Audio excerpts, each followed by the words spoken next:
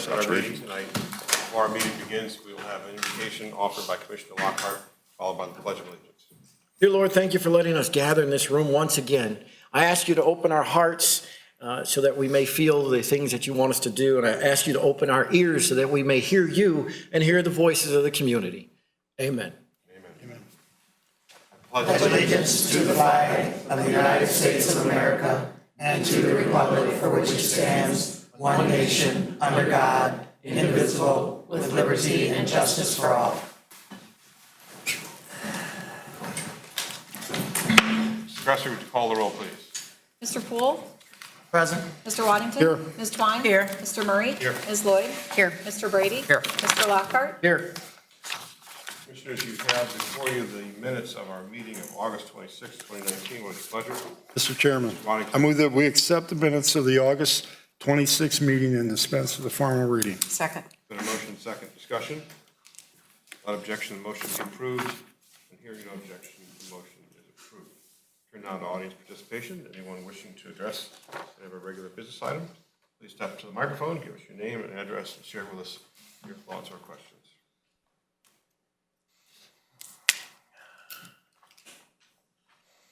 Sharon Johnson, 1139 Fifth Street.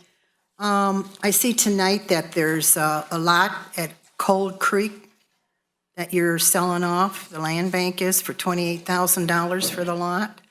I have 3 questions on that. What happens when this is sold? Do the assessments get transferred to the owner, or does the city continue to pay the assessments? That's 1. 2 is this lot, this new house, since it's a new house, is it eligible for a tax abatement, and will they be asking for that? And 3, is there a timeline on when this house has to be built? Thank you. Thank you, Ms. Johnson.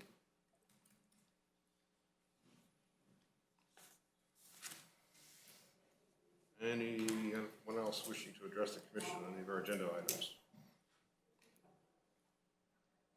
Seeing no one, then we have formal presentations tonight. First, Lori Brody from the Northwest Regional Liaison with the Ohio Auditor of State's office is here to present the city with the state's Auditor Award. Good evening. My name is Lori Brody, and I'm the Northwest Regional Liaison for State Auditor Keith Faber. And I just want to take a few moments this evening to present an award. I come with something exciting tonight, and I'm excited to present it. I just have a couple statements I want to read to you and to the public. It's my honor to be here tonight on behalf of the Auditor of State, Keith Faber, to present the City of Sandusky with the Auditor of State Award with distinction. It's important to note that this award puts the City of Sandusky in a select group. The Auditor of State's office audits approximately 5,900 entities, and only 3 to 5% are even eligible for this award.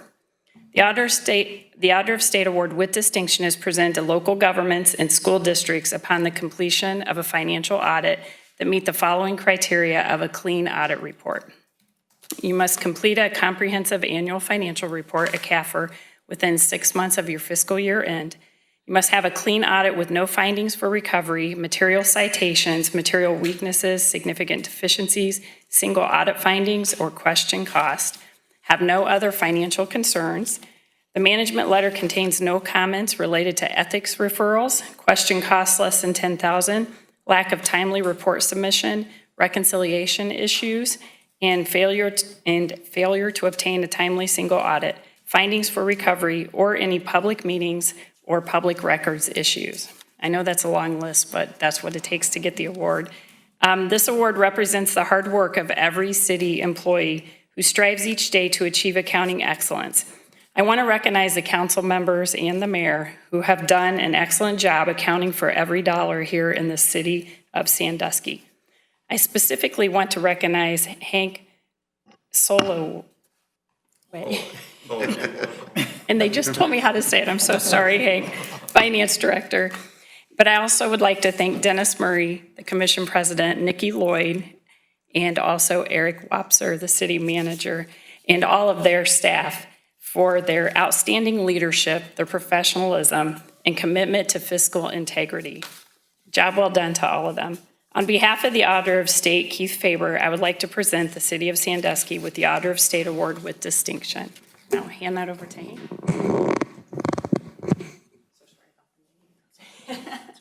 So thank you very much. And thanks to all of you.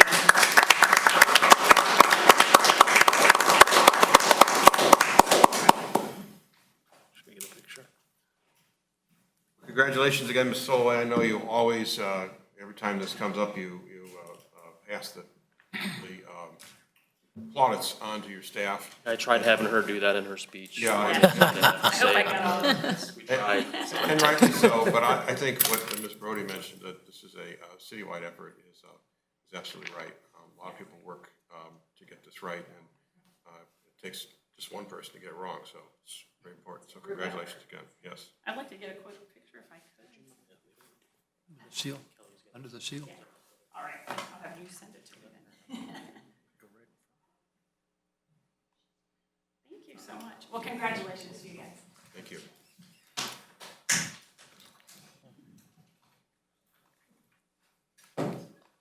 Apologize for leaving, I have to get to my. Oh, yes, I understood very well. I'm struggling with the the name of the person I'm supposed to introduce. I know she goes by Dr. Swathy, Viv Cardan. I'm sorry. Tried. I apologize. She's got a murder. I see the dean back there too, so it's a lot easier. Thank you for being here. But we have a presentation that the new director of the Cedar Fair Resort and Attraction Management Program is going to make, and thank you for being here, and I apologize. Absolutely, no worries. Happy to be here. I'm Swati Ravichandran. I'm a professor and founding director for the new Resort and Attraction Management Program that is going to commence with its first cohort this upcoming summer 2020. You all probably know the background way more than I do, so I'm not going to spend too much time talking about that, but this is a result of a partnership between Bowling Green State University and Cedar Fair, which is so just a few unique program features that I wanted to highlight today. So this is the only bachelor's degree program in resort and attraction management in the country.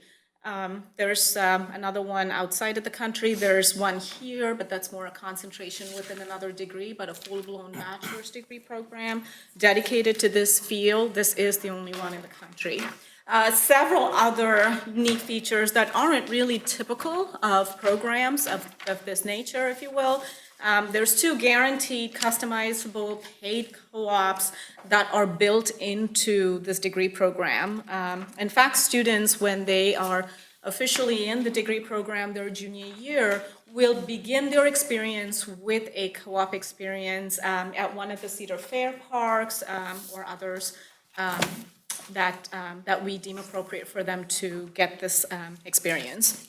So by virtue of being admitted into this program, students are guaranteed internships, and these are paid internships. And you know, in the last couple of months that I've been on the job here, I've talked to a lot of students with rather unique requests about their co-ops and asking me, well, I want to know if I can, be part of a team that designs the next award-winning ride, or I know that I really want to be in gaming, like I don't want to do anything else. So very specific requests, and I've had these conversations with our partners at Cedar Fair, and they have been incredibly supportive about, accommodating these unique experiences for students. So certainly that is going to be possible in this program.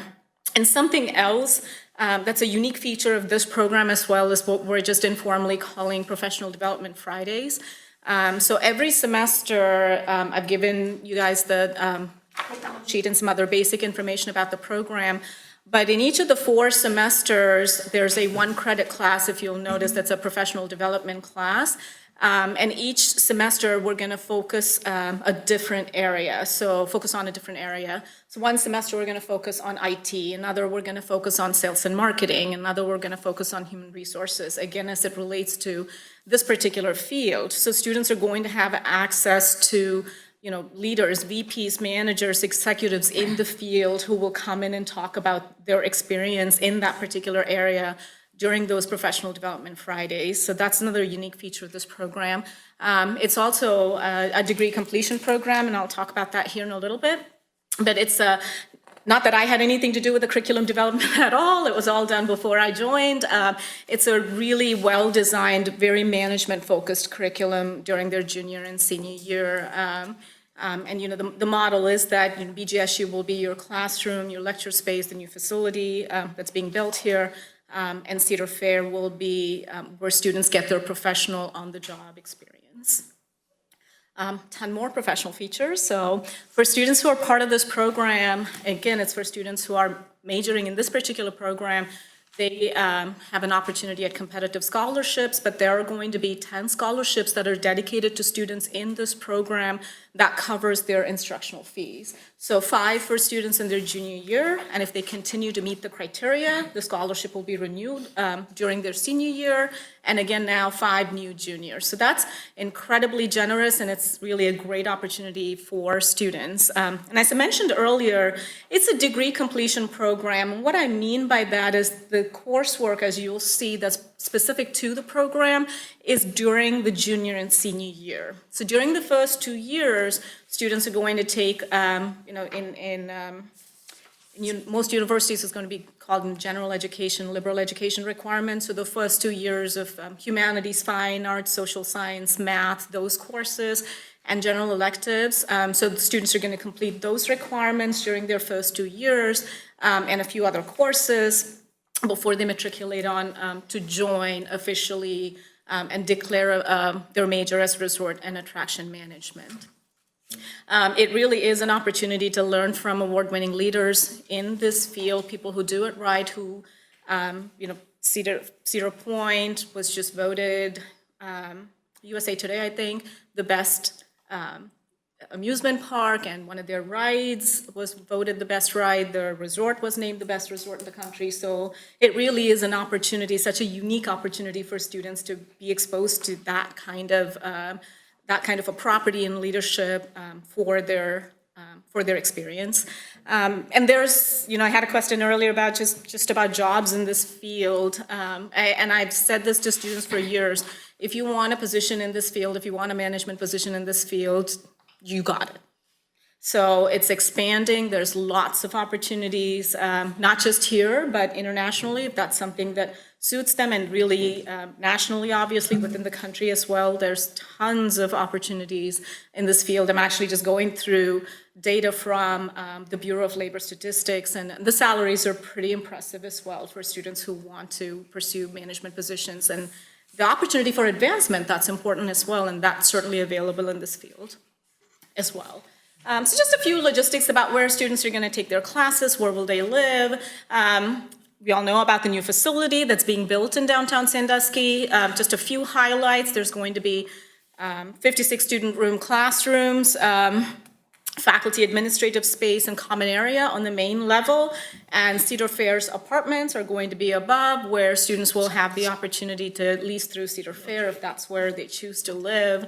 I personally just think of winter and dreading as an instructor driving through the snow to get to a building to teach my classes, and to have that opportunity to live right there and to take your classes and have access to your advisors, to your professors in that same building. Your weather kind of becomes a non-factor at that point. So that's a terrific opportunity for the students. Again, whether they want to live by themselves or whether they want to share an apartment with someone, those opportunities are available for them, but they'll work with Cedar Fair if that's where they choose to live. So first cohort is going to begin this upcoming summer, and their degree will begin with a co-op opportunity. This first summer, we want to make sure that we do it right and work out any kinks, so all of the students will be doing their co-op at Cedar Point. But after that, they will certainly have the opportunity to select really any of the parks that are in the country for them to get their experience in. The academic calendar for this program is unique.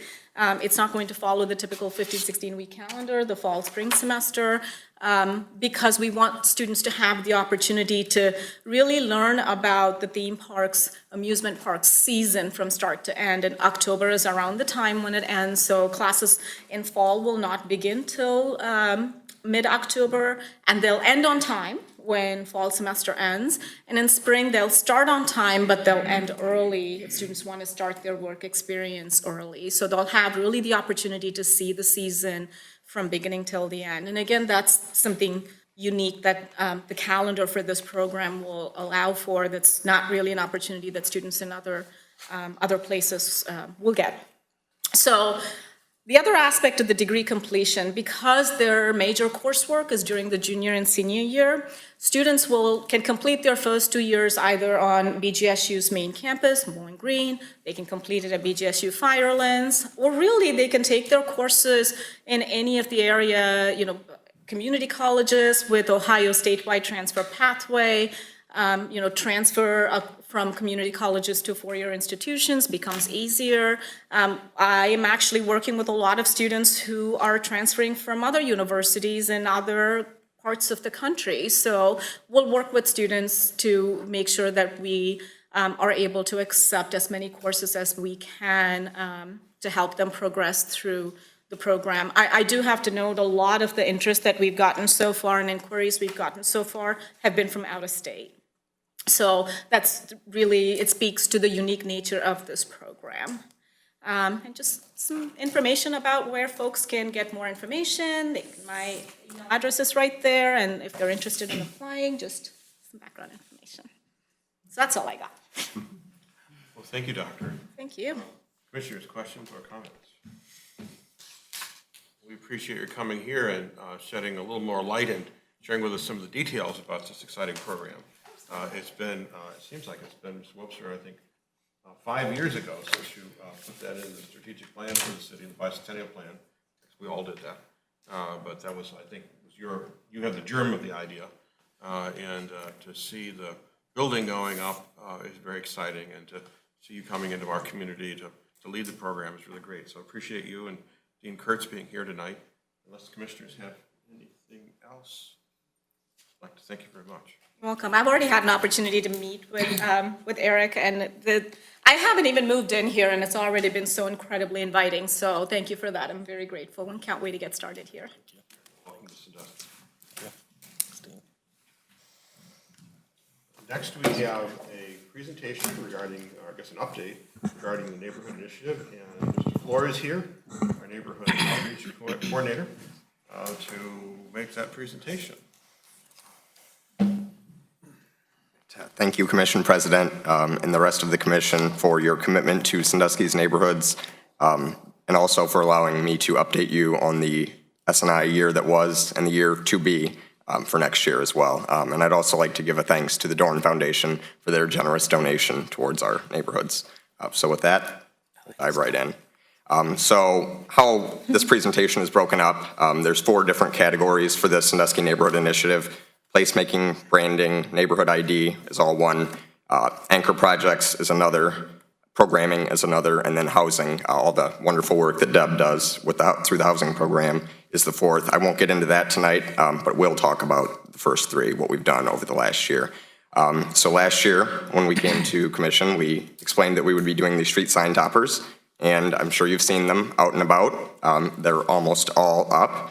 We have a few that still have to be installed. The West End, I believe they're starting today or tomorrow, and the McKelvey Platte and Historic Erie Boulevard, which is the 1st through 5th Street area, and from 5th Street to Cleveland Road, still are to come yet. But I think we've gotten good feedback so far off of these. We've actually had a couple of residents reach out and ask where theirs were, which is a good problem to have. So, in addition to that, placemaking, so taking what's unique to each area and building on it, or taking what's lacking from each area and building on it. At Commission suggestion, we bought a temporary splash pad unit for Churchwell Park last year.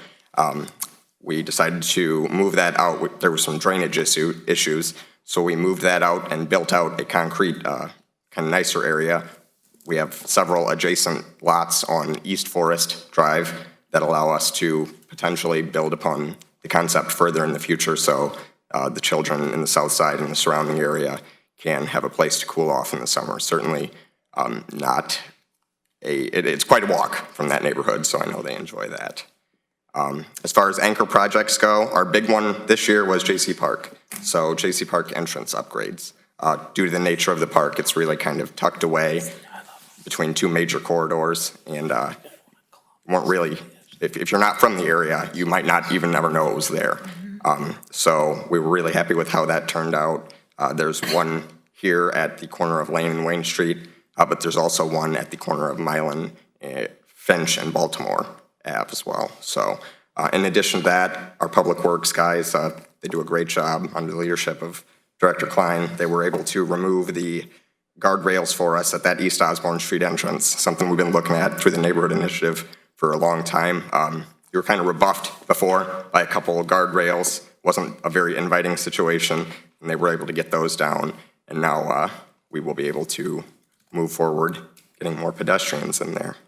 And then on the programming side, got a little smattering of different programs we do on the left there. But in addition to that, we tried something new this year, the Walk Wayne and Hike Hancock Pedestrian Improvement Program.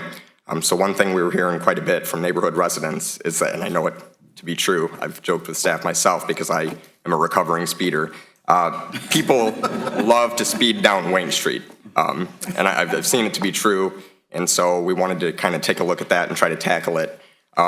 We gave it our best, and I will say, over the last month, none of the street signs have been mowed down, which is super exciting.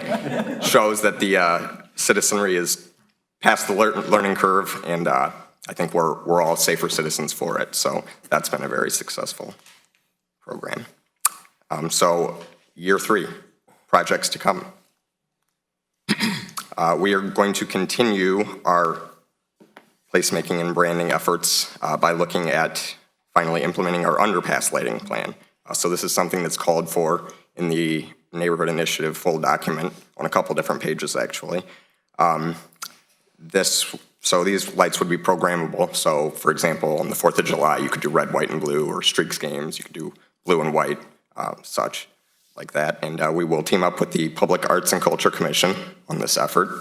And I do believe we're looking to try to procure the materials this fall, winter, and then install next spring and summer. So, and then as funds become available, we'll obviously try to continue these branding efforts as well. So one project that comes to mind is the Erie Boulevard Pyramid Park. That will be getting a gateway sign for that neighborhood as well. And then, so J.C. Park continued. We did a survey in addition to, had a couple public meetings, and one thing that we heard very clearly, and that is public restrooms would be appreciated at that park. So that's what we're looking to do with our yearly Dorn Foundation allocation for the next year. And then also with our recreation department really looking at improving the basketball courts at Scott May courts as well. So, and then finally, the anchor project continued, part 3. The north-south connector path, I just heard back from Chief Wallers today. We're, fingers crossed, we're hoping to hear back from Washington. We're waiting final approval for the IRT program, which is the National Guard. If approved, they would come in and install a north-south connector path, which would be exciting. And we're also going to look at further pedestrian improvements, so maybe an archway-style sign at the East Osborne Street entrance of J.C. Park. In addition to that, we'll obviously continue the programs that we've currently got going. We had an intern this past year who did a really great job, helped us set up a Friends of the Park program, and we will kick that off in earnest next year. But we've already had a couple groups reach out with really cool ideas, like yoga in the park, for example, with open away yoga. They'd like to do that. So, and in addition to that, we will continue our neighborhood pedestrian safety improvement program. We probably won't do so many sessions. We did 4 Walkway and Hike Hancock sessions. We'll probably just do 1 and be a little bit more limited with it, but definitely want to continue that as well. So besides that, I would tell you all that we will be publishing our end of year report within the next week or 2, and we will get you a copy of that once it is out. Take any questions you guys have. Thank you, Mr. Floor. Commissioners, questions or comments? It's Chairman. really great to see the level of engagement. I know you work with the recreation department, and I guess maybe maybe I've said this at meetings before, I'm not sure, I've made this observation a lot, though, out in public, and that is that we are now at the point where we're not just restoring things that were lost over that dark period in the city's history where we were not making forward progress and we're really going backward. Now we're way ahead of where we were at our peak. In a lot of ways, these are the salad days. I'm especially grateful for what you're doing with recreation, and most especially for recreation of the youth. So we want to continue to support that and support your efforts in making Sandusky a better place to live. Yes, just about the future for your restrooms. Would you just consider opening them up in some fashion so that they get much more natural light, are able to air themselves out? The one at the Jackson Street Pier was much less than acceptable for use, as actually the restroom at Shoreline Park is not particularly attractive either. And if you want some suggestions, they do call Chief of Police at Put in Bay. The restrooms they have over there to give you an example of what can be done, since we close them up every year anyway. Will do. Duly noted. Appreciate it. Thank you, Commissioner. Mr. Chairman, Mr. Washington. I'd like to thank you for your hard work again, another good year for you. And as most of the commissioners up here agree with me, you've really grown. So I see a bright future for you. Thank you. Mr. Chairman. Blocker. I'd also like to thank Talon Floor for his hard work. He's made a big transition since he's come here, and a greater understanding of the neighborhoods. Tough challenge working out with so many different people and so many different commissioners and so many different staff members, but he's risen to the challenge, in my opinion. Nice tie. You're all too kind, and thank you. Same thing. Let's actually agree. Thank you, Mary. Appreciate it. Okay, commissioners, we have a number of communications as usual from staff recommending various pieces of legislation for our consideration. Is someone here to make a motion to So approve moved. those? Second. Been a motion, second discussion. Without objection, the motion will be approved. And hearing no objection, the motion is approved. Commissioners, we have a number of items on our consent agenda. Are there any of those items that you would like to have placed on the regular agenda? If not, then Mrs. Cresser, would you present the consent agenda, please? Yes, Mr. President. Item A on the consent agenda is approval of the annual agreement with the Ohio Department of Transportation for the maintenance of State Route 2. Item B is authorization to dispose of vehicles through internet auction. Item C is approving the annual amounts and rates to the Erie County Budget Commission. Item D is a purchase and sale agreement for 806 South Meadow Drive in Cold Creek Crossing through the Land Bank Program. Item E is an amendment to the agreement with the Erie County Job and Family Services for the Sandusky Transit System. Item F is the repeal of a purchase and sale agreement for a parcel on A Street and approval for a new purchase and sale agreement with the adjoining property owner through the Land Bank Program. And item G is a change order for the Columbus-Scott-Campbell intersection project that is a deduct only. Thank you, Mr. President. Commissioners, having heard the items on the consent agenda, how do you wish to proceed? Mr. Chairman, Ms. Lloyd. I move that we accept the consent agenda and declaring that all ordinances and/or resolutions A through G as drafted and presented to the City Commission under the consent agenda shall take effect in accordance with the section reflected in the ordinances and/or resolutions A through G, whether it be in accordance with Section 13 or 14 of the City Charter. Second. Been a motion and second. Discussion. There were a couple of questions posed regarding the Cold Creek sale. And Mr. Lasko, perhaps you're the best person to ask that. I see Ms. Eversole back there too. So I'll let you decide how you want to address that. But my understanding is the assessments outstanding would be paid by as part of the purchase. These would be like any other piece of new construction subject to or would have available to them the tax abatement up to a cap. And then I recall whether there was a timeline on when the construction needs to occur. Could you address those couple of questions, please? Yes, through you, Mr. President, members of the commission, to Ms. Johnson's question, just to confirm the first two of those, the total purchase price will go both to pay back past assessments, but also to pay forward the future assessments through 2027. All the proceeds will go into a bond retirement fund that will help pay down the revenue bond debt that was issued several years ago. Secondarily, as any homeowner would be, as our tax abatement program is an as of right, these purchasers would have the ability to apply for and be eligible for tax abatement. That won't have to come before this commission, but they would certainly be in their best interest to take advantage of that, and I expect them to do so. And then thirdly, this was a little bit unique in that they will be provided 12 months to construct the house, which is typical, but unlike some of our past purchase agreements, they're not going to start construction until April, when the weather breaks next year. This couple purchasing the property just wanted to make sure that it was approved so that they can start incurring additional development costs and architectural costs. So we'll provide them a little bit more time to start construction, but they'll have the typical 12 months to complete construction. Okay, thank you, Ms. Lasko. Additional questions or comments, commissioners, on the consent agenda items? If not, then Mrs. Cresser, would you poll the commissioners on the motion, please? Mr. Poole? Yes. Mr. Waddington? Yes. Ms. Twine? Yes. Mr. Murray? Ms. Lloyd? Yes. Mr. Brady? Yes. Mr. Lockhart? Yes. Now on the resolution, several ordinances, please. Mr. Poole? Yes. Mr. Waddington? Yes. Ms. Twine? Yes. Mr. Murray? Yes. Ms. Lloyd? Yes. Mr. Brady? Yes. Mr. Lockhart? Yes. Those ordinances and that resolution are adopted. Mrs. Cresser, would you present agenda item 1, please?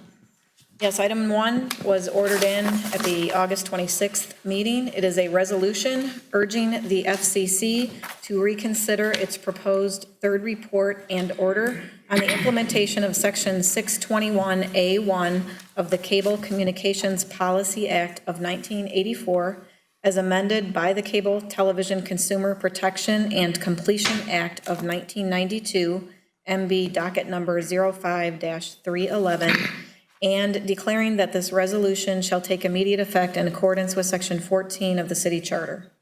Commissioners, having heard this communication, how do you wish to proceed? Mr. Chairman, Mr. Lockhart. I move for the adoption of this ordinance under suspension of the rules in accordance with Section 14 of the city charter. Second. I'm sorry, resolution. She's right. Yes, there's been a motion and second discussion. Mr. Chairman. Lockhart. I brought this resolution forward because I got contacted by many business owners and residents complaining about their broadband and cable services. And then I discovered that the state had taken control of our franchise here locally, and then the FCC on August 1st passed another order setting out that they'll take control from the state and from the local municipalities. And the problem here is that cable costs are rising, and with this new order coming out through the FCC, the cable and broadband companies will be allowed to take away the small sum of money that they pay us. And if I'm correct, and Hank Soloway may correct me if I'm wrong, but I think our local provider pays us somewhere around $300,000 or just over $300,000 per year into our general revenues. And with this new FCC order, it will, the cable provider or broadband provider will be allowed to deduct fair market values of some of their properties or infrastructure, which would eliminate that $300,000 out of our general fund. And it'll go further to continue the increasing rates on small business and residents throughout the city. And so on my part, of course, I can't speak for everybody else, but I'd like to condemn our cable providers for grabbing at the profits over the shrinking wallets of small business and citizens in the city. And the FCC and state for allowing them to do that. And so I think that something has to be done and some action needs to be taken. Ms. Lockhart, additional questions or comments? Mr. Soloway, do you have an estimate of the budgetary impact of the proposed FCC action? Commissioner Lockhart, that information, I believe we received about $352,000 last year. What would the offset, do you have a sense of what the offset would be? Okay. All right, thank you. One second. Still questions or comments?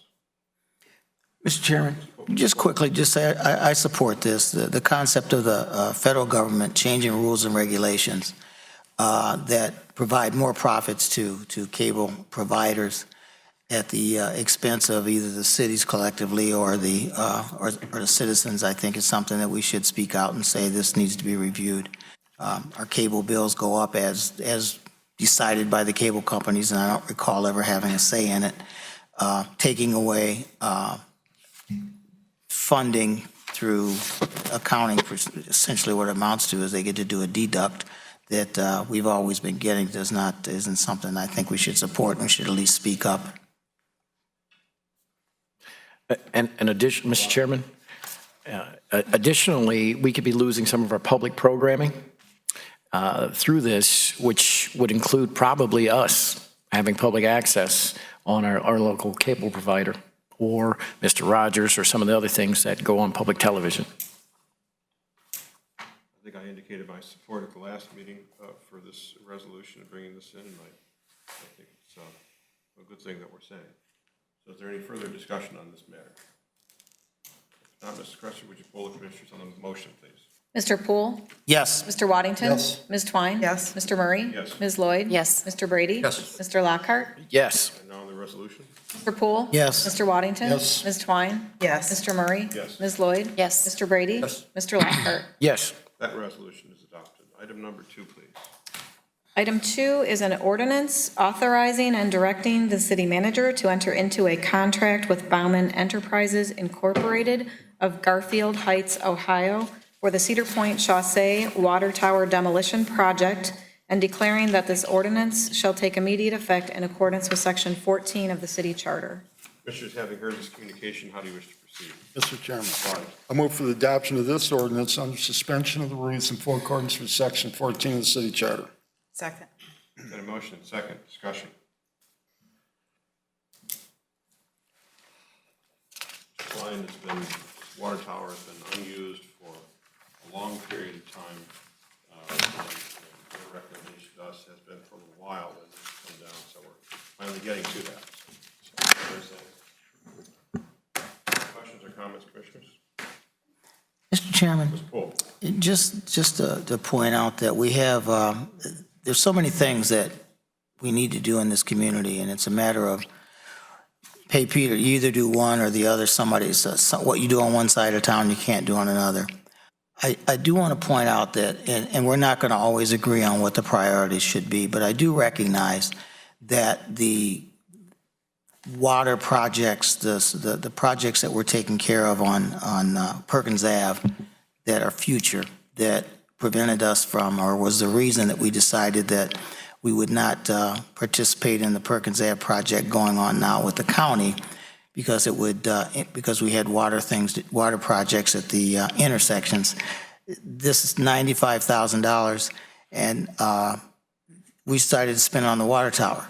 I personally would have preferred the improvements to Perkins Ave or improvements to our water, whatever needed to be done at those intersections along Perkins Ave, to this water tower, because I believe the tower, it's been there for a while. It could have waited a few more years to do that, and I think we missed an opportunity by not participating in this project with the county and the township.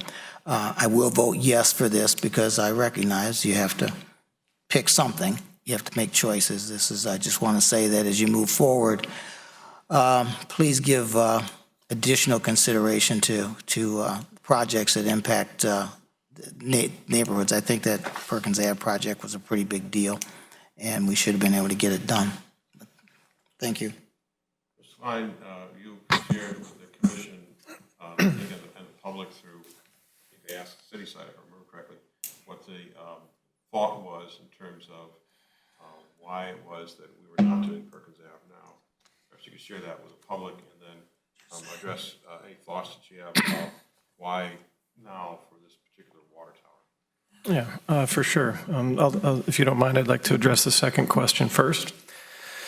The water tower has been standing with no water in it for quite some time. It's definitely a structural issue. It's a concern.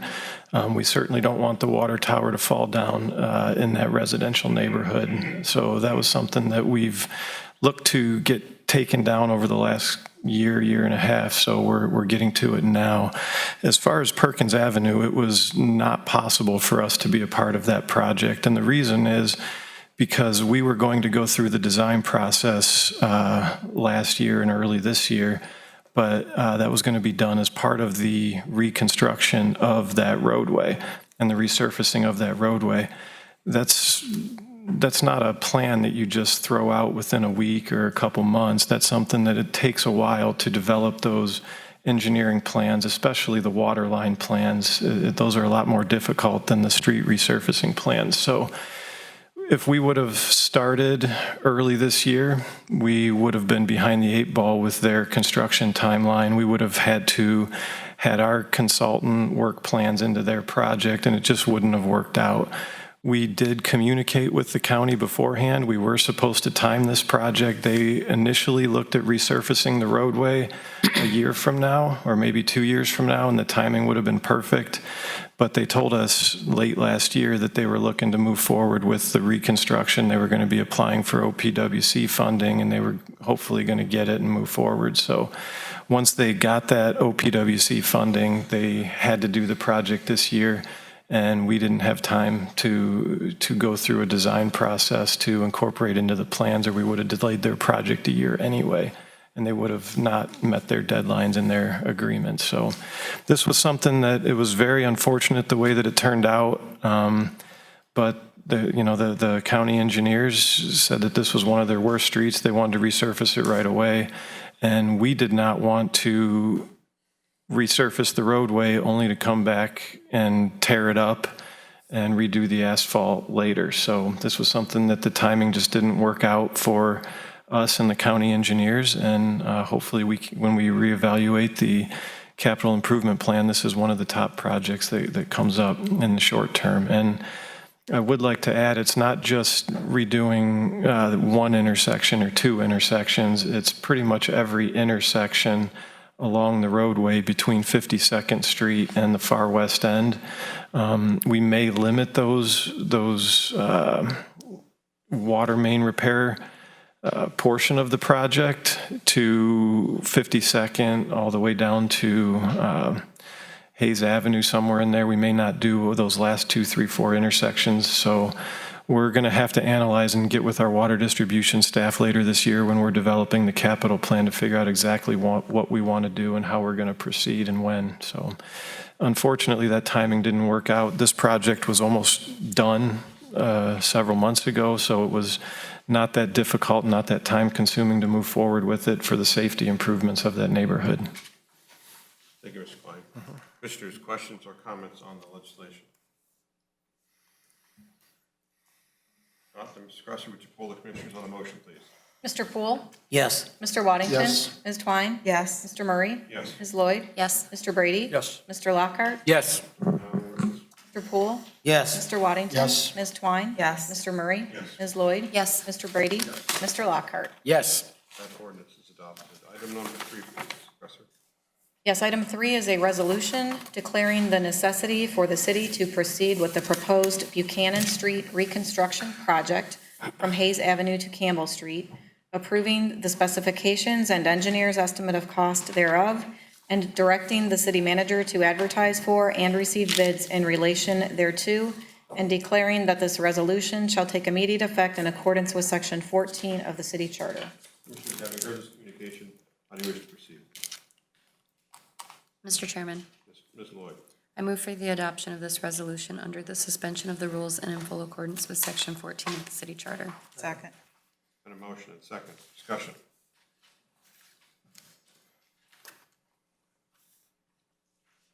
Mr. Crosser, would you poll the commissioners on the motion, please? Mr. Poole? Yes. Mr. Waddington? Yes. Ms. Twine? Yes. Mr. Murray? Yes. Ms. Lloyd? Yes. Mr. Brady? Yes. Mr. Lockhart? Yes. On the resolution? Mr. Poole? Yes. Mr. Waddington? Yes. Ms. Twine? Yes. Mr. Murray? Yes. Ms. Lloyd? Yes. Mr. Brady? Yes. Mr. Lockhart? Yes. That resolution is adopted, and we now turn the meeting over to Mr. Olson. Thank you, Commission President Murray, commissioners, audience, and staff. I will start with administration. A portion of the pathway around Lions Park was dedicated posthumously to Dr. Anthony Lenz on Wednesday, September 4th. Dr. Lenz was voted to be a charter member of the city's ADA board in 2001 and served continuously until his death in 2015. The merged ADA Fair Housing Board and the Sandusky City Commission is represented by the Commission Liaison, Commissioner Lockhart. Both voted to name a portion of the pathway to honor Dr. Lenz because of his guidance, direction, and personal perspective. Dr. Lenz helped to make our community a place where all persons are provided equal opportunities and access to city services and facilities. We appreciate the years in which Dr. Lenz volunteered on the city's behalf and also give our thanks to his wife, Kathy, who continues to serve on the ADA Fair Housing Board today. Also for the police department, the police and fire departments will host our annual event at Toffs on September 11th from 5 p.m. to 7 p.m. The event is being held as a meet and greet with police and fire with our citizens, along with both departments serving up Toffs ice cream to the patrons. For the finance department, the City of Sandusky audit for the 2018 year was released by the State Auditor's Office on August 27th and being downloaded from their website. Based on the clean audit, the city will once again qualify for the Auditor of State Award for this year. The Auditor of State Award is presented to local governments upon completion of a financial audit that are following numerous accounting and auditing requirements. The next scheduled Finance Committee meeting is Friday, September 13th, 2019 at 8 a.m.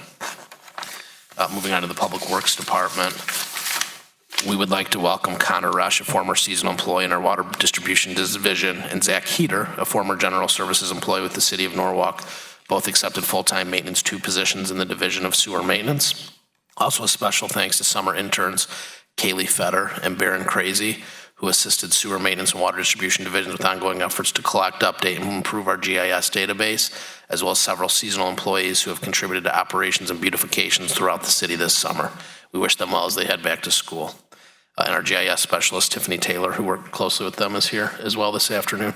Also, all splash pads will be officially shut down as of today, Monday, September 9th. And as part of the land acquisition process for the landing and the Sandusky Bay Pathway, located within the project limits of the Landing Park project, appraisal letters will be delivered to the affected properties over the next few weeks. Please direct any questions to City Engineer Aaron Klein's office at 419-627-5829. Again, that's 419-627-5829. Moving on to community development, a reminder to all realtors who are entering and showing condemned properties that are for sale that effective September 5th, all realtors entering condemned properties for the purpose of viewing or showing to interested buyers are required to carry an authorization form which also documents their identity, realty company affiliation, and Ohio real estate license number. This form also acknowledges the responsibility for resecuring the property. All condemned properties are now posted with a notice of this policy and the requirements of securing authorization. Any realtors found to be in a condemned property without written authorization on them and proper identification will be removed from the property and instructed to secure authorization. The city has met with the Firearms Realtor Association and their leadership team, who are aware of the policy and actively engaged in the promotion and rollout to the entirety of their membership. Any questions related to this policy and process can be directed to Kelly Cromer in the Code Compliance Office at 419-627-5913. Again, that's 419-627-5913. Also, the September 10th Economic Development Incentive Committee meeting has been canceled for lack of agenda items. The next regularly scheduled meeting is set for October 8th at 1:30 p.m. in the second floor conference room. Moving on to the planning department, the Sandusky Sunrise event will be held Saturday, September 21st from 2 to 5 p.m. at the First Congregational Church located at 431 Columbus Avenue. This event will focus on showcasing diversity, modern-day social justice issues, and highlighting Sandusky's role in the Underground Railroad through music, dance, and stories. This is a family-friendly event that is sponsored by the Center for Peace Through Understanding and the Sandusky Welcoming Task Force. Also, the regular Planning Commission meeting is scheduled for Wednesday, September 25th at 4:30 p.m. in the City Commission chambers. The Board of Zoning Appeals meeting is scheduled for Thursday, September 19th at 4:30 p.m., also in the Commission chambers, with the regular Landmarks Commission meeting scheduled for Wednesday, September 18th at 4:30 p.m. in the Commission chambers. And finally, the Arts and Culture Commission meeting is scheduled for Tuesday, September 17th at 5 p.m., also in the commission chambers. That concludes my remarks for this evening. I'm happy to answer any questions. Thank you, Mr. Fisher. Questions or comments?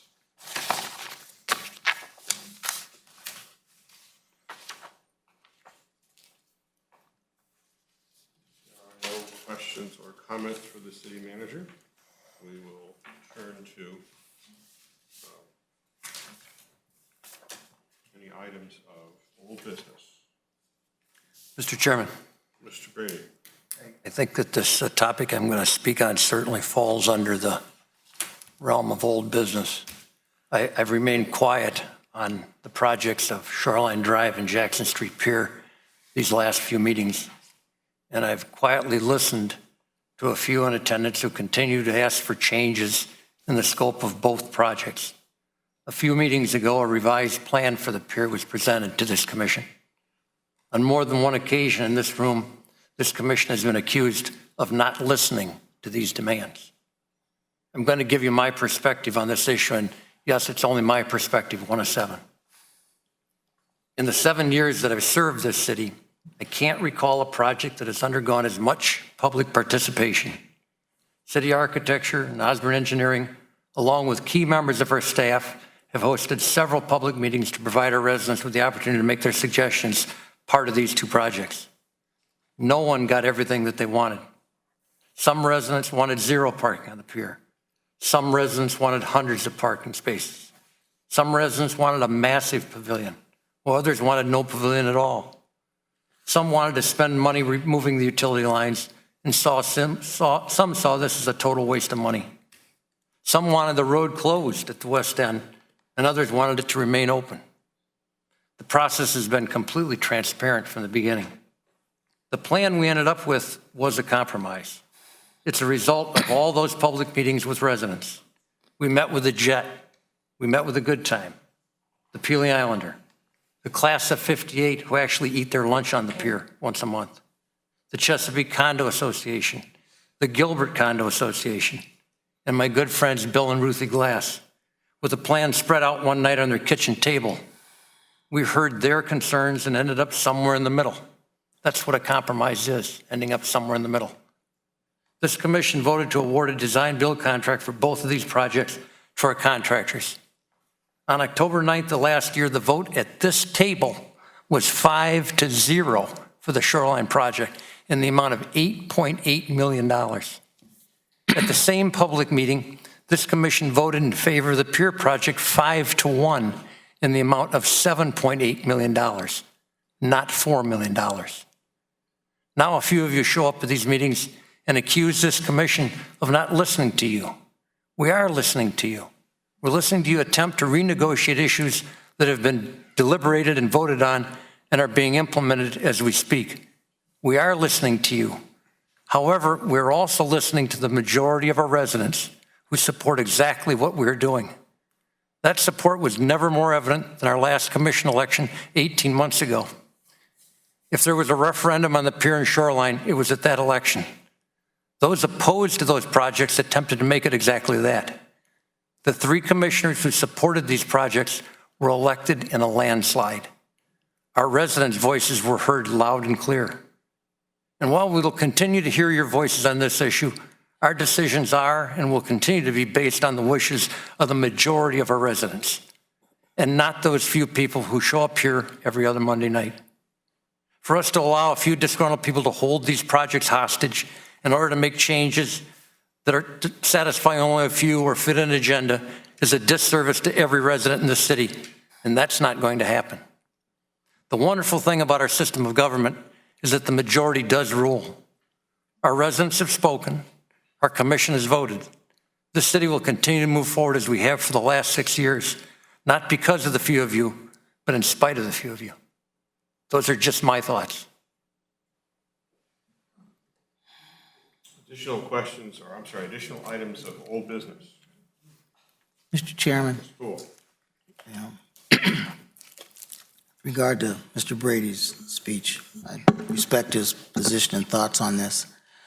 I would suggest much of this is in the eye of the beholder. When you talk about majority, I would ask you how many people of this majority of the 25,000 people who live in Sandusky ask you to put a pavilion on Jackson Street Pier.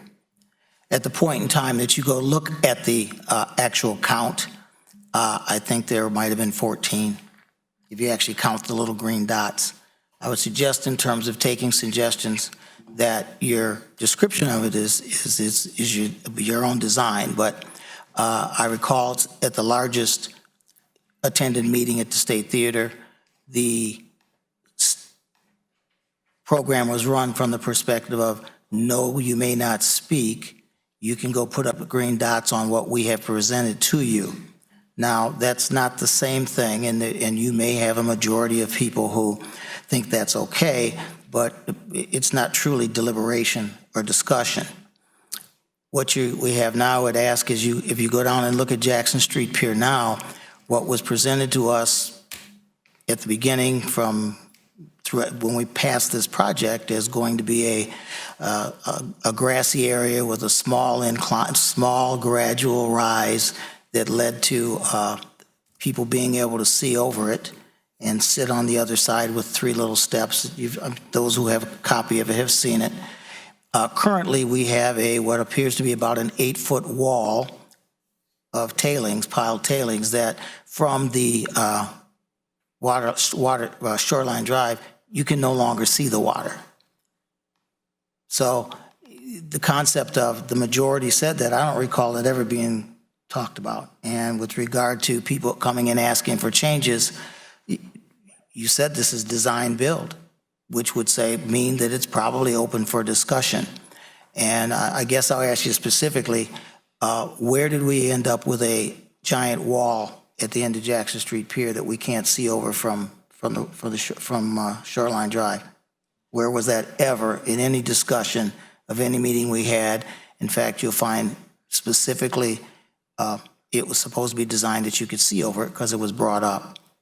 So I'll end with that. I could say a lot more. And also, too, the overwhelming, most elections are based on the decision to vote between the people that are voting. I'm not sure that the folks who were reelected were reelected just because of Jackson Street Pier and Shoreline Drive. We spend a lot of money on a lot of things and make a lot of decisions. And just a thought. It's not a rubber stamp that says, oh, everybody loves Jackson Street Pier, so that's because they reelected us.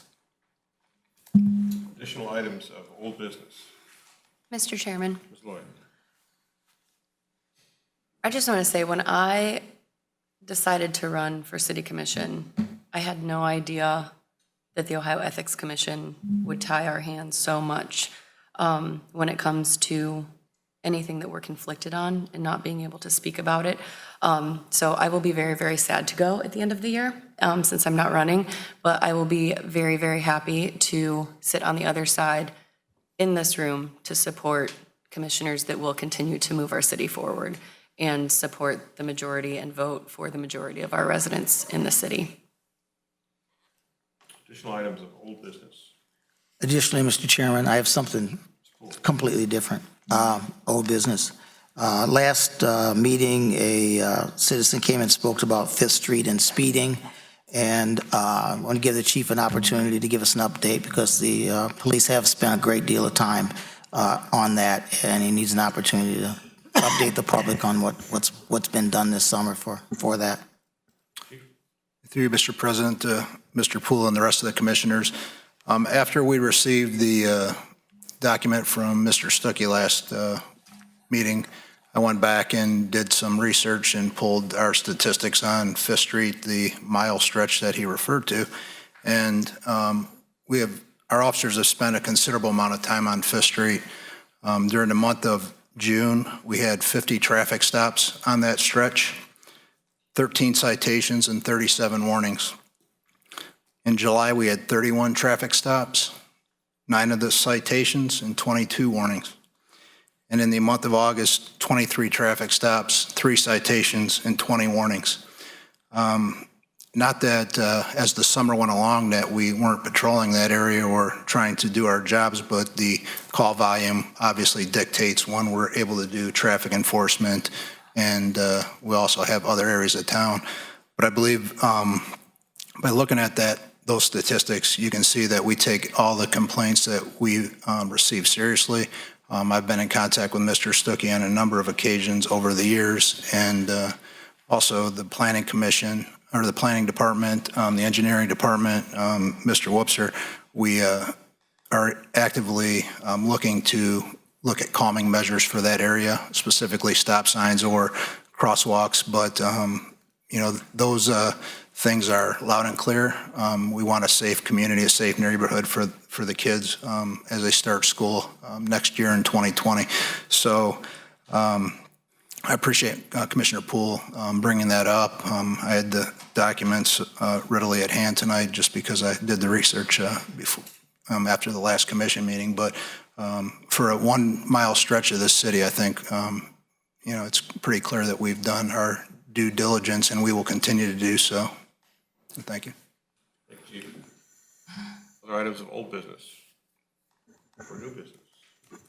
Mr. Chairman, I presume it's still new, I guess it's new business. I am interested in an update on the new feature on the Jackson Street Pier that was intended to be what amounted to about a knee wall, as now appears to be 6 to 8 feet wall that we can't see over. In the interest of transparency and deliberation. What are you looking for in particular? Yeah, concept of who decided to change what we said we were going to do, and why are you doing it? What's the advantage to the citizens? We were expecting something completely different, and now you can't see. There's all kinds of problems that come with that. And I just need to hear about it, and let's deliberate. I for one was not at all surprised. It was on the drawings that the commission approved 2 years ago. Mr. Klein, perhaps you can add some. Has there been any change in the design with respect to that slope and the I guess the sunset walk or steps or whatever we're calling that? It's right now, the way that it stands is that it's designed like it was in the original set of plans. They are looking at maybe raising it a little bit to allow the water line to go underneath it, but I mean, it's 8 inches to a foot at the most if they have to do that. But other than that, I mean, it's designed almost identical to exactly what was in the original set of plans. In terms of what it looks like or how high it is?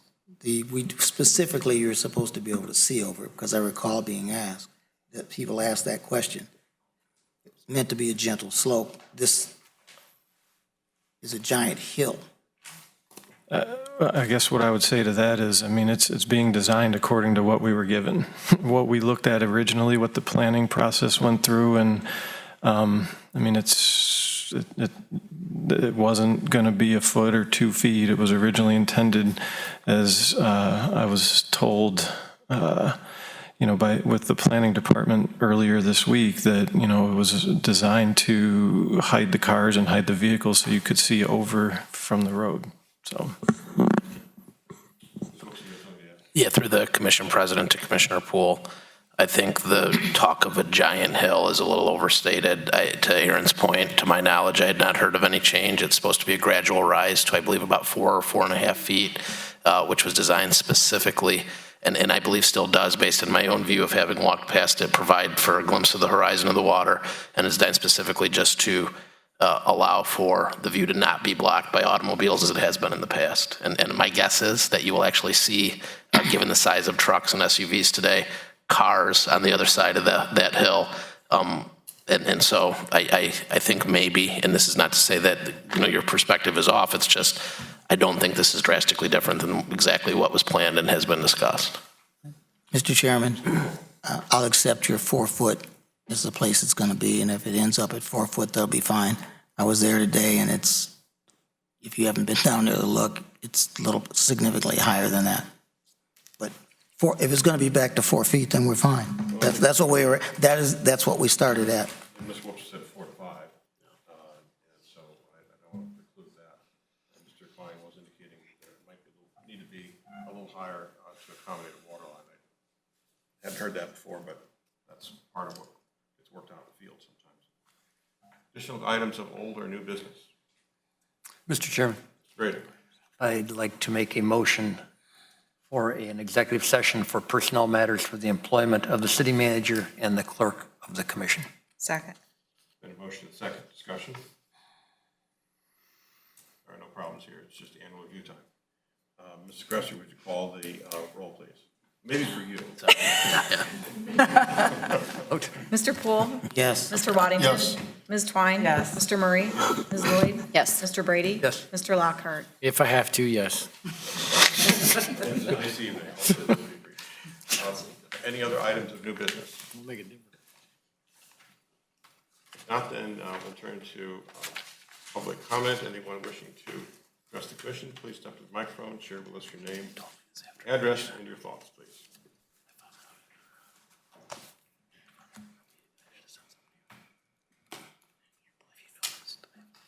Sharon Johnson, 1139 Fifth Street. I just would like to make a few comments here.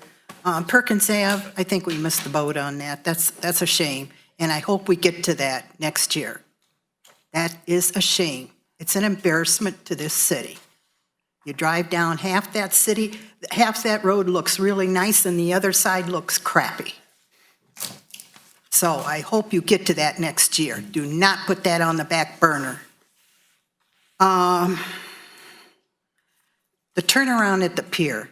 I was down there, and this wasn't planned. I was driving down Shoreline Park on Labor Day weekend.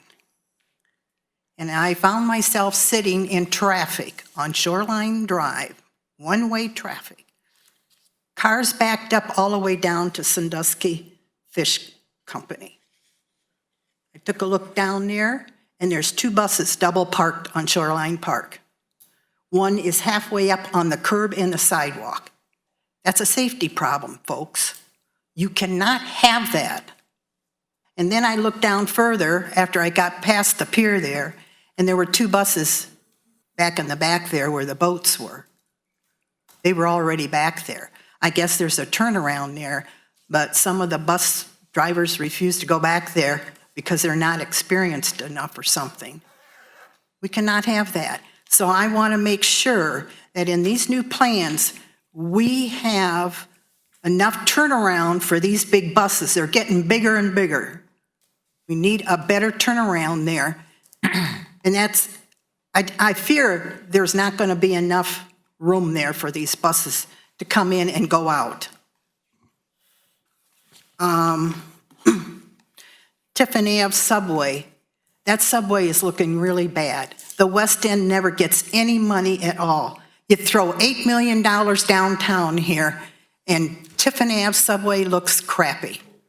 And I hope that's back on the board, the drawing board on that too. And as far as this little speech that Mr. Brady gave, it's a good thing he's not running this year. That's political suicide. You're telling the minorities that they don't care. You don't care about them and what they say. So when they get up here and say something, they're supposed to shut up and sit down. We have every right to comment on that pier. And it's like Wes says, that hill looks bigger than what it was planned. We don't know what's going to happen on that pier. I asked the engineer over here, I said, what plan are we on? Nobody's saying anything. Nobody's giving us any updates. He's saying, well, because I said, well, there was A, B, and C plans. There were alternative plans. He insulted my intelligence and said, well, I only know of A plan, and we're going with the original. He didn't know anything about B and C, and he's the engineer of that department. Excuse me?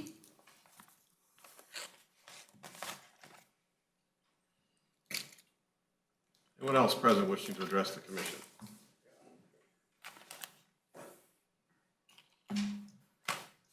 Greetings, everyone. Tom Lamarca, 206 48th Street. I had no intentions of speaking tonight, but Mr. Brady, your wonderful speech just kind of blows my mind. I'm surprised and pleased that you finally speak up about the pier and everything else that seems to be bothering you. Trust me, it bothers me as well. I attended, I believe, every meeting at the State Theater on the Jackson Street proposal. And as Mr. Poole stated, we were allowed to put post notes up there that no one gave a hoot about what we were suggesting, and I truly believe that none of those suggestions were taken or given any merit, none of mine or none of the others. I've been involved in the real estate business in one way or another for about 40 years of my life, and you've been in the electrical business and now the sign business. I know quite a bit about the real estate business and things that go on. And some of the things that are being done on the pier, they don't mesh. Shoreline Drive, the pumping that went on at Shoreline Drive, and the pollutants in the water that was overflowing from the Shoreline Drive pumping and the Jackson Street Pier pumping that was flowing into an alleged pool that was then disappearing down through the Jackson Street Pier and flowing back into the bay. It's going to come back and haunt us, and I hope that I won't be here, but folks, your children or grandchildren will be here, and the Eagles that are here today won't be here in the future because some of the stuff that was dumped in the bay. In tonight's register, there's something about Mr. Klein and the water environment and all that stuff.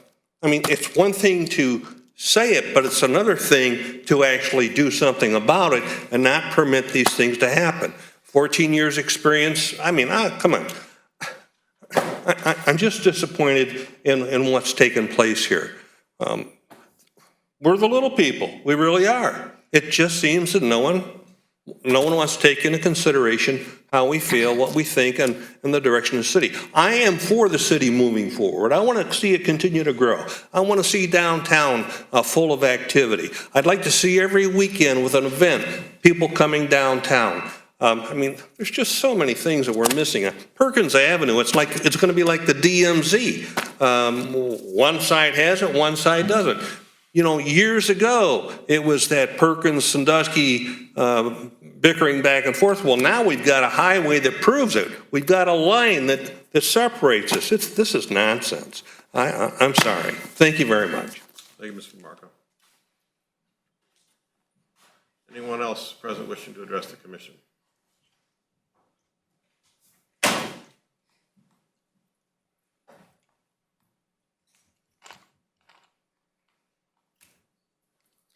Catherine Carter, 5309 Columbus Avenue.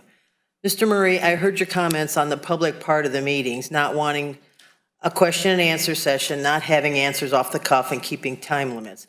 If you would remind everyone at the beginning of the meeting that we only have 3 minutes to comment on the agenda tonight, and at the end of the meeting that there's a 5-minute limit, a lot of the people that come here the first or second time don't understand that, and you don't realize that when you're watching it on TV, and they would be better prepared to stay within those boundaries.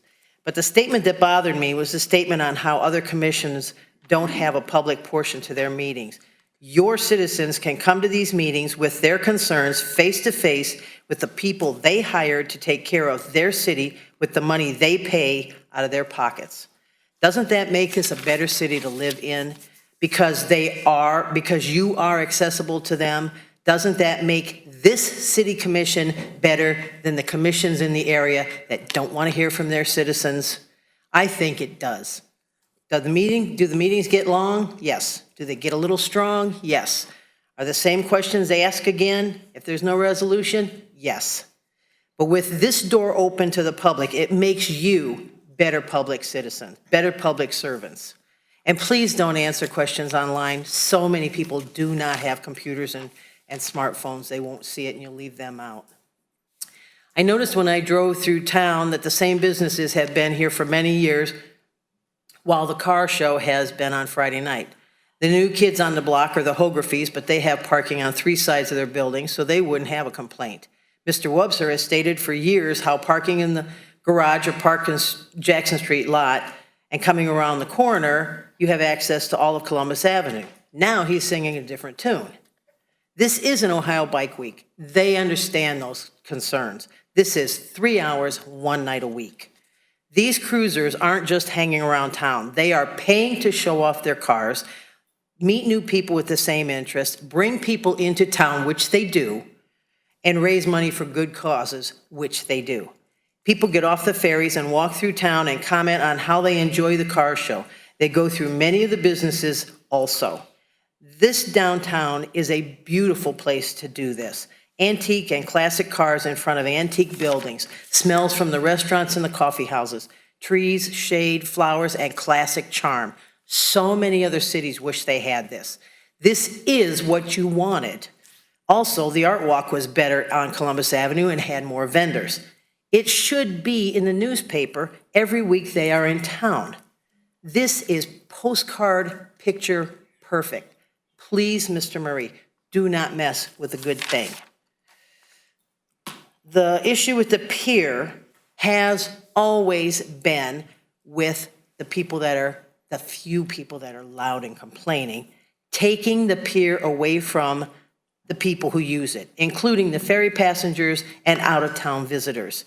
The huge amount of money to be used to create a concert venue and party street doesn't help the neighborhoods in this area at all. That's what has split this city.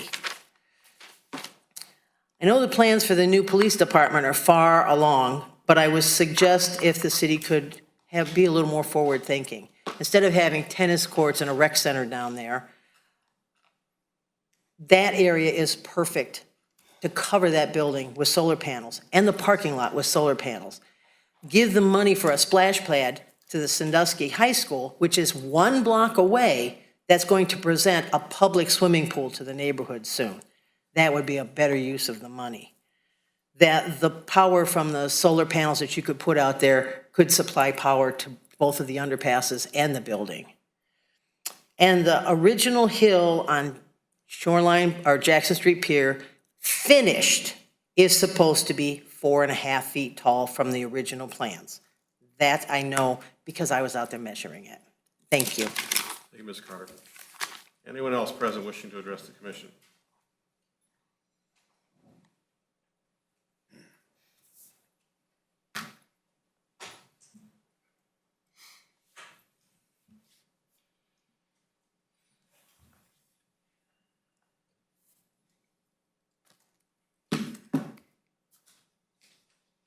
First of all, Ms.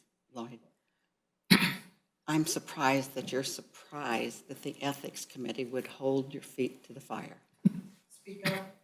I'm surprised that the Ethics Committee, that she is surprised that the Ethics Committee would hold their feet to the fire. That's what they do, and for good reason. Mr. Brady, we've had our good times and our bad times. This is one of the bad ones, but I will defend your right to your opinion. Thank you. And to express it. That's our country. But you also have to respect and listen to the opinions of the rest of this city. Those little green dots, there were 3 choices. I did not attend the meeting. There were 3 choices. We weren't given an opportunity to tell what we want to have. We were given 3 choices. And those were choices that this body came up with. And majority, I taught social studies. Majority is when everybody, you take up how many out of everybody. Majority isn't just the people who show up and put green dots on a board. A majority isn't just the commission. Majority is a vote, which I asked for how long ago? But we never had a vote on the Jackson Street Pier. If we had, we all would be home having dinner. Perkins Avenue. If this body and the people that you are in charge of did not know the same time Perkins knew that that money was available, shame on you. I've said that before. But obviously, you said you chose not to do it.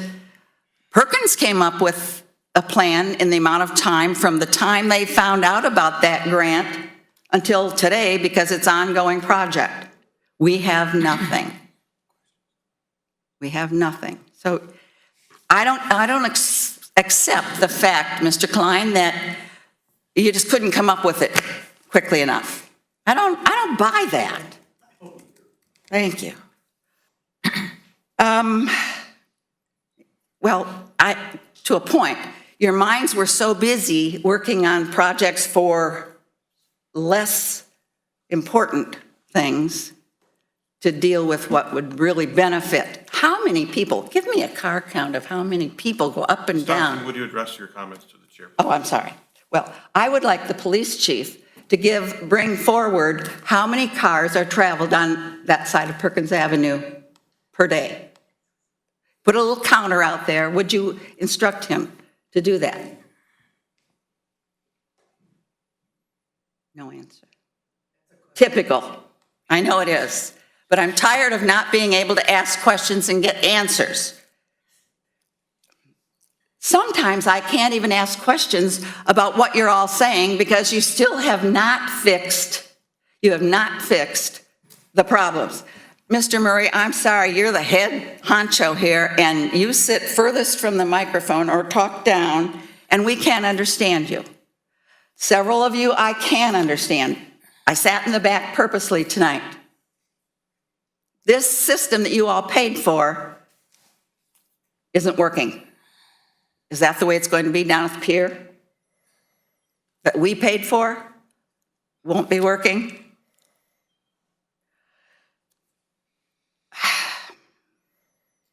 Let me think.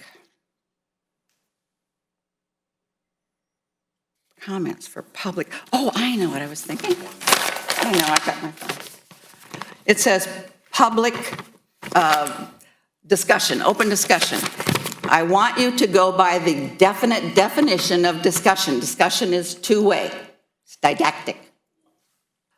Either change this or follow it and answer our questions. The last thing on my list is, I came here at the last meeting and I said, I'm coming back to get an answer. I'm going to ask for an answer from every one of the commissioners.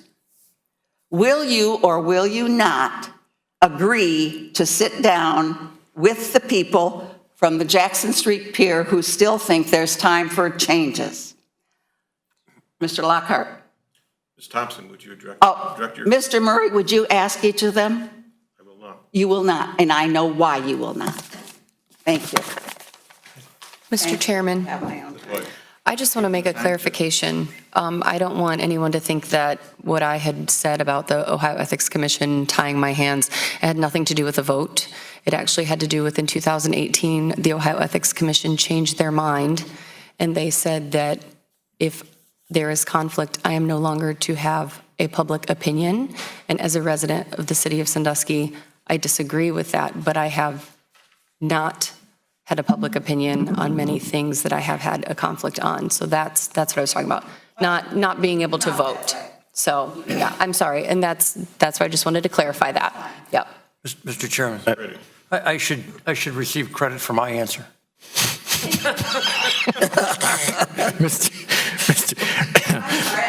I sitting enough. I should receive credit for my answer. My answer was that, how this gentleman put it, my nice little speech. That was my answer. All right, is there anyone else present wishing to? Mr. Chairman, just real quick. In respect to any commissioner here, you can ask any commissioner individually to meet with you at any time. I've met with hundreds of people in the city over the last 4 years.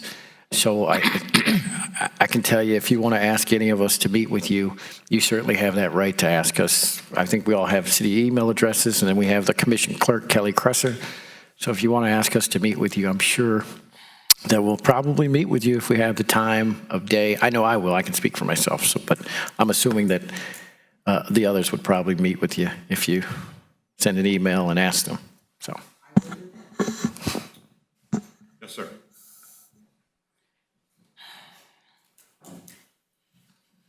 Hello, Kevin Shea, 300 East Water Street. Just a couple comments. I wanted to thank, I don't know who, for the four-way stop at Hancock and Market Street. I think that's a great improvement. Also, with respect to Shoreline Drive and the pier, I asked myself, are there aspects of the pier and Shoreline Drive I don't like? Absolutely. But I am thrilled that that project is going on, And I think that project is going to be a great addition to the city of Sandusky. So I just think you need to hear a couple positive things now and then. One other thing is I'm a boater, and I was in Vermillion a couple Thursdays ago, and they have a virtual army of volunteers pulling weeds, watering flowers, sprucing up the city, all volunteers. And it seems to work very well. And I think, this may have been discussed in the past, and I haven't been part of any discussion, but it's just something as a food for thought, because whoever is running that program, it's managed very well. Everybody has the equipment they need. They're all working for free. They're stewards of the city. People ask them questions, they answer, they guide them to restaurants and things like that. It's just a really good thing. So it might be something, I don't know if they only do it on Thursdays or if they do it every day, but it was really nice to see so many. It was I said an army of volunteers, and they all had green shirts on, said volunteer on the back. But very helpful people and meticulous, and did a great job sprucing up the town. So just something to think about. Thank you, Mr. Shea. Thanks. Anyone else present wishing to address the commission? Not to the chair, will entertain a motion to adjourn. Executive session. Second. The executive session. We will take a 3-minute recess.